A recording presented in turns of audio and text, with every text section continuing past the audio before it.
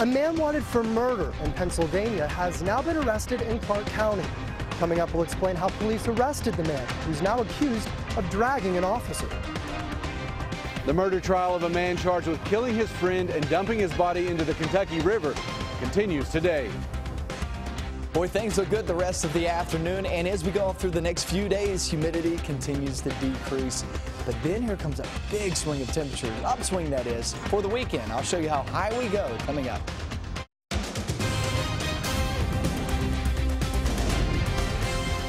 This is WKYT News at Noon. Good afternoon from WKYT News. I'm Barbara Bailey. I'm Bill Bryant. Here's what's happening at noon. A Pennsylvania man accused of killing his former girlfriend has been arrested here in central Kentucky today. Edward Baker Jr. was arrested in Winchester around 3:30 this morning. Adelaide Huzak was found dead in her apartment Monday morning. WKYT's Mark Barber is in Clark County to tell us how police finally were able to catch up with Baker. It's our top story at noon. Mark? Winchester police say they started searching for Edward Baker Jr. here in Clark County after Pennsylvania authorities told them that he was somewhere in the area. Officers say they found the 26-year-old here at a rest stop off of I-64. Baker was wanted in Beaver, Pennsylvania, which is near Pittsburgh. Police think he killed his ex-girlfriend there Sunday night.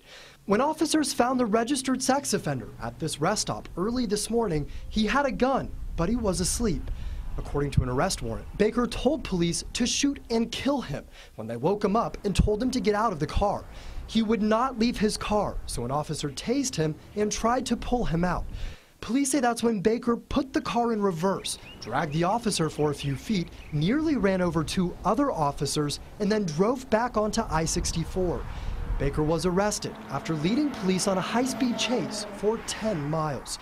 The officer who was dragged is scraped and bruised, but he is okay. It's a dangerous job. He did what he had to do, and luckily he was able to apprehend the individual without further incident. Baker is facing 3 counts of wanton endangerment of a police officer, as well as fleeing or evading police in Clark County. We reached out to him for his side of the story, but he does not want to talk from the Clark County Detention Center. In Winchester, Mark Barber, WKYT. Mark, thank you. Eventually, investigators think Baker will be extradited to Pennsylvania to face murder charges. A sad story this midday out of southern Kentucky. An 11-year-old drowned during a camping trip. The McCreary County Voice says the boy disappeared in the Big South Fork Cumberland River last night off Worley Road in the Stearns community. Recovery teams just recovered his body a little bit ago. We'll have a report from the scene coming up on WKYT News at 12:30. Testimony continues at this noon hour in the trial of a man who is charged in a high-profile Lexington murder. Police say Mark Taylor beat Alex Johnson to death back in 2013 and then stuffed him in a barrel. It was eventually found in the Kentucky River. WKYT's Victor Puente is outside the Fayette County Court Complex to tell us what has happened in court so far today. Victor? Today we heard from Alex Johnson's girlfriend, his sister, and a witness who saw him being attacked the night he disappeared. Robert Mark Taylor is charged with killing Johnson, stuffing his body into a barrel and dumping it into the Kentucky River. Lisa Horribin was Johnson's girlfriend and spoke to him the night he disappeared. She said she heard Mark Taylor over the phone tell Johnson to come downstairs because he had a surprise. She told Taylor's defense attorney Johnson regularly sold marijuana to Taylor. She said at one point Johnson had almost $100,000 in cash at his apartment. Prosecutors say Johnson was killed over drugs and money. A woman who called 911 that night also testified. She said she saw someone being attacked inside of a car on Hanover Street where Johnson lived. 2 911 calls from that night were played in court. In both cases, those callers told police someone was being beaten. That's into 911. Where's the emergency? There's somebody beating somebody. What's the address? It's Hanover and I just turned in and told The other man who was charged in this case, Timothy Ballard, has already taken a plea deal to kidnapping. He told police he was with Taylor the night Johnson was killed, and as part of that plea deal, he's expected to testify against Taylor. That could happen today. In Lexington, Victor Puente, WKYT. Victor, thank you. Timothy Ballard is already serving a 25-year sentence for his part in Johnson's murder. A spring-like feel is back in the forecast as we head towards midweek with sunny skies and temperatures in the low 70s. But how long can we expect this milder air to stick around? WKYT meteorologist Micah Harris is live in our First Alert Weather Center now. Micah, what about it? Yeah, so nice outside. You can really feel the difference in the air, especially central and northern zones. Not so much in the south just yet. As you see, we're in the upper 70s to around 80 degrees. You guys will actually finish off in the low 80s. Central zones in the mid to upper 70s. Then northern zones, you're talking low to mid 70s. So it all depends on where you are. But that nice feeling air, central and northern zones, yeah, we're definitely feeling it. But everybody by the end of the day will be less humid. Feels fantastic. We'll call it mid to upper 70s for the most part. A couple of lower 80s down south. And then the evening hours, walking around the neighborhood, it'll be perfect. Backyard barbecues, doing some hot dogs, some hamburgers is great weather for it. But I promise you this, if you miss out on today, you're not able to today, trust me, the next few days, you'll have plenty of opportunity. And then we head toward the weekend, we head toward the 90s. I'm going to show you that in your forecast coming up. Micah, thank you. Tropical Storm Colin is moving up the southeast coast after barreling through Florida. The powerful storm dumped heavy rain in parts of the Sunshine State, downing trees and flooding roads in many areas. Florida's Governor Rick Scott has declared a state of emergency in dozens of counties. The National Hurricane Center says 1 to 3 inches of rain is still possible today along the coast of North Carolina. We'll take a look at the damage coming up in a report at 12:30. The gorilla exhibit is back open up the road this midday at the Cincinnati Zoo. It had been closed for more than a week after officials were forced to kill a 17-year-old silverback when a boy climbed inside the enclosure. Safety changes have been made to the fence surrounding the habitat since then. The new barrier is now 42 inches high and has solid wood beams at the top and bottom with knotted rope netting. Well, we're learning some more now about 2 public memorial services that are planned for the late Muhammad Ali. A public memorial for the boxing legend will take place Friday at the KFC Yum Center in his hometown of Louisville. An Islamic funeral prayer service will be held Thursday at Freedom Hall. WKYT's Kristen Kennedy is at the live desk now with a preview. Kristen. Barbara, there are 2 services planned for the boxing legend. Organizers of the first, Thursday's Janazah, started handing out tickets at 10 a.m. today. Tickets to his public memorial service at the KFC Yum Center will be available tomorrow starting at 10 a.m. This morning, Louisville leaders and an Ali family spokesman talked about a few additions to Friday's events. They're adding to Ali's procession, making sure he passes by his childhood home. They announced pallbearers as well. Those men include actor Will Smith and former heavyweight champion Lennox Lewis. Nearly 600 officers will be on duty Friday to help direct traffic and control crowds. The mayor says hotels are already very close to capacity. We're proud and prepared to welcome visitors from all over the world who've come here to help us honor and celebrate the life of the champ in a way that would make him proud. Anyone with a ticket to Friday's service can park at the Expo Center. The city will offer free shuttle service to the event. They also say ticket holders can hop on any transit authority bus Friday to get to and from the service for free. At the live desk, Kristen Kennedy, WKYT. An Ali family spokesperson says days before his death, the boxing great made very detailed plans regarding funeral services. Hillary Clinton has apparently locked down enough delegates to secure the Democratic presidential nomination on this last big day of state primaries. We'll take a look at what this means for the presidential race moving forward, coming up on Kentucky's #1 Midday News. Also ahead, it will soon be time to put up or shut up for those claiming to be related to Prince. Find out how the court will decide who gets a piece of his fortune next on WKYT. Welcome back to WKYT News at noon. Voters in 6 states are heading to the polls today. But no matter what happens, CBS News estimates that Hillary Clinton will now be the Democratic nominee and face Donald Trump in the fall. Chris Martinez has the latest from a polling location in Los Angeles. It's primary day for voters in California and 5 other states. CBS News estimates Hillary Clinton now has enough delegates to clinch the Democratic nomination. But despite the achievement, Clinton is urging voters to support her today to build momentum. We're going to come out of the primary even stronger to take on Donald Trump. Bernie Sanders is also calling on supporters to head to the polls today, but he says he'll go home to Vermont to assess his campaign after a rally in L.A. tonight. Let me just talk to you after the primary here in California, where we hope to win. Pressure has been building on Sanders to suspend his campaign in the name of party unity. Nancy Pelosi announced her support for Clinton this morning, and President Obama has called Sanders to say he will be endorsing Clinton soon. 71% of California Democrats say he should support Clinton before the convention. Donald Trump is experiencing what it's like when the candidate doesn't have a unified party. He's facing criticism from Republicans who say he crossed the line after criticizing a federal judge because of his ethnic background. We have yet to hear, Charlie, one prominent Republican stand up and defend him. Trump says he believes Judge Gonzalo Curiel was biased in his judgments against Trump University's fraud case because of his Mexican heritage. Chris Martinez, CBS News, Los Angeles. And Judge Curiel, by the way, was born in Indiana.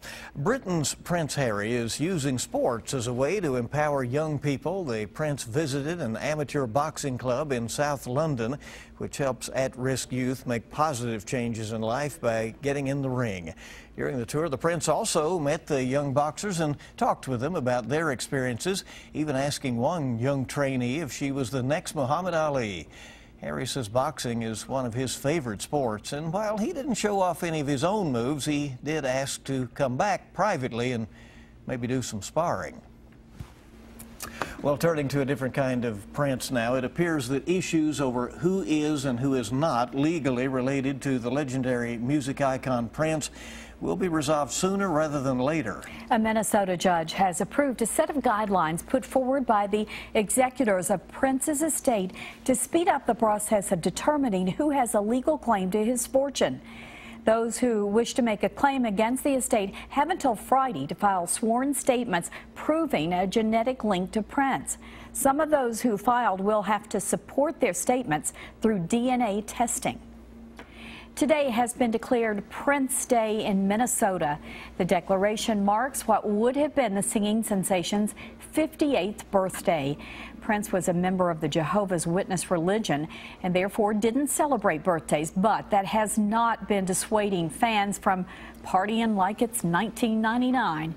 Fans across the world have planned celebrations in his honor, including a dance party in his hometown of Minneapolis and a birthday celebration in Dublin, Ireland. Prince died April 21st from an accidental overdose of painkillers. I'm Sean Moody in Jessamine County. Coming up on WKYT News at 12:30, firefighters here got a fire out pretty quickly this morning, but not before it destroyed a lot of equipment for a business. Now, your zone-by-zone forecast with meteorologist Micah Harris. In just the past 30 minutes, we've been seeing some of these clouds pop up, and nobody is going to get any heavy rain out of these. But I will tell you this, we can't rule out a very slight chance of rain as we travel off into the afternoon for one location. And temperatures will be in the upper 70s for most part, but some lower 80s down south. But one location for the rain chance, far north and northeastern zones. You go Moorhead northbound, go up toward Maysville, work your way back toward Vanceburg, all the way to Inez. That's where you're going to be seeing that's very small chance of rain. I'm just saying there's a passing shower possibility. Definitely no washout in those zones, but just heads up for that. Other than that, it's an awesome afternoon. And then we get into tomorrow. Tomorrow's not really going to change that much except temperature-wise. Today, kind of depends on where you are. We're actually in the lower to mid 70s up north, and then we'll be in the lower 80s down south. But everyone tomorrow looking at the low to mid 80s. It'll be a great, great day because today it's more of the transition into the nice feel because we're still not seeing less humid conditions down south. So it's going to take a little bit of time. But tomorrow, everybody will feel that humidity drop big time and those temperatures drop big time. And it's a beautiful day, too. So Wednesday's probably your best day in the forecast. Thursday's really not all that bad either. Still talking about mid to upper 70s, another awesome day. And then We hit Friday. Friday is going to be your table turner. What I mean by that is once we start to hit Friday, here comes a warm front. That warm front gets over us. That'll give us the opportunity at a couple of rumbles of thunder. So with those events going on, know this, especially the farther north you are, the better likelihood of seeing possibility of a couple of rumbles of thunder. None of this looks like a washout. None of this looks like a good chance of rain. It's about 30–40%, and that's about it. But that's going to be on Friday, and then that front moves north of us. And when warm fronts move north of you, you're in that warm sector, and boy, things really heat up. Watch this. We're at 79 today, the rest of the day. 72 for tomorrow, and Thursday still in the 70s. But then we hit Friday, and then things start to change. And look at your weekend forecast. Yeah, there's only a slight chance of rain, and we may have to bump that up Sunday if that system speeds up a little bit. But as of right now, it's mainly dry, very, very steamy conditions. We're talking temperatures close to 90 degrees, guys. Last time we did that was actually last year on September 8th. So it's been a while since we actually hit 90 degrees. And we'll feel it this week. Whether it's 89, 90, you're going to feel it. Who knows the difference? Right, exactly. The incredible thing is to have a 48 on there for an overnight low and then 92 for or 90-ish. That's exactly right. Thank you. We're coming back on WKYT. A former Cat tries to quieten down the critics. And could he be one of the most important recruits in UK history?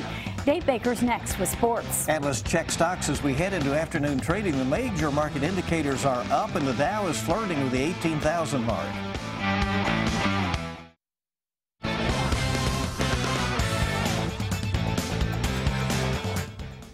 On the court, chances are he won't make John Wall, Anthony Davis, or DeMarcus Cousins money, but you could make a legitimate argument Brad Calipari could well turn out to be one of the most important recruits in UK history. That's because it'll keep his dad here at least 4 or 5 more years, right? Brad started at LCA, then finished his prep career at the McDuffie School in Massachusetts. Last summer, he played for the Kentucky Travelers basketball club, averaged about 3 points in 10 minutes a game. Yesterday, he officially became a Cat when the other players reported over the weekend. Quote, "I'm excited for Brad. I'm so proud of how hard he's worked to get to this stage," said the proud papa. Brad chose to go on to prep school on his own, and it ended up being a great decision. It was also his decision to be a part of this team. With that said, I'm looking forward to coaching my son, end quote. On now to the ex-Cats and the curious journey of Skal Labissière. Yesterday, we told you Skal was impressive for all 30 NBA teams who showed up to watch him work out on Sunday. He's out there trying to silence those who say his game is limited and those who say he was misused at UK. It was nice. People say that, but Kentucky really helped me a lot, I would say. Coach Cal did a really good job at pushing me every single day at practice. In games, I had to learn a lot, at Kentucky. So I definitely think that's going to help me at the next level. So now everything else, is kind of easier.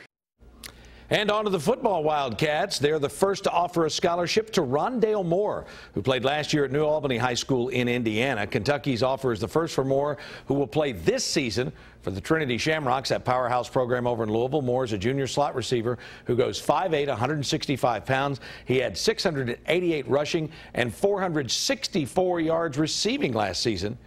UK does not yet have a commitment in the 2018 class. Tonight on the Big Blue Insider with Dick Gabriel, new Kentucky quarterbacks coach Darren Hinshaw. That's at 6 on 630 WLAP. Also today over in Frankfurt, the Governor's Cup Luncheon. Remember they used to do that to preview the football game that's in August? Well, the football game is now in November, but they still preview it now here in June. We'll talk about that in a lot. It's kind of like the elections bill, but that's a look at sports on this Tuesday. You can always eat, Sure, absolutely. Thank you, Buzz. Appreciate it. And keep it here. There's much more coming up in our next half hour of WKYT News at noon. 3 people charged in a nearly 5-year-old murder were back in court today for another bond hearing. I'm Phil Pendleton in McCurry County at 12:30. We'll tell you about a drowning in the Big South Fork River. And let's check our lottery numbers this afternoon. Tonight's Mega Millions jackpot is $260 million. Wednesday night's Powerball jackpot, $123 million.